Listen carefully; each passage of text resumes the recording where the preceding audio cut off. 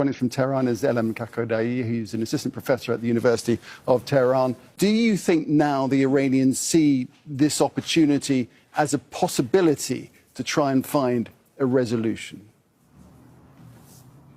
Absolutely not. I think that in Iran, no one sees this even as a kind of an opportunity. I think that's not even the word that people in Iran, whether it's the politicians, the military, the people on the streets, they do not use that word to describe it.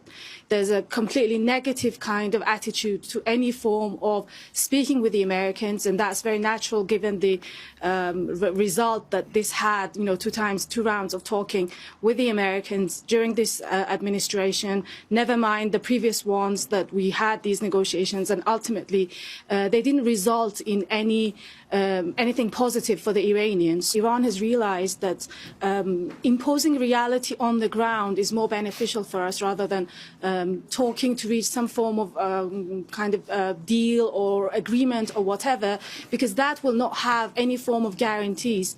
As I said, we have this experience with the JCPOA, which is a formally signed and agreed upon deal between different sides, not just Iran and the US, also the Europeans.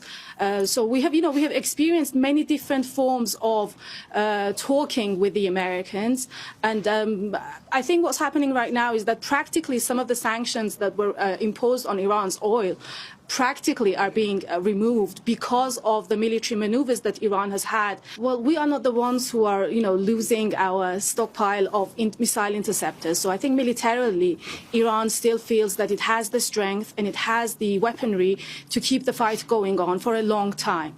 On the other hand, I think that the idea that we have so many military bases in the region that they make attacking Iran, not just like in a situation like this when we have complete warfare, but also other situations when, the Israelis, the Americans, they just decide that they can come and assassinate certain people and then go back, and then there's going to be no repercussion. I think that's something that the Iranians feel that even if we have a kind of a ceasefire or deal or something like that, this is going to happen again. So making sure that these bases, these military bases that America has all around us in this region, for either the countries that are hosting them come to this conclusion that they do not want to continue this cooperation with the Americans, or even technically these bases are not able to provide the logistics for the American military to carry out these attacks.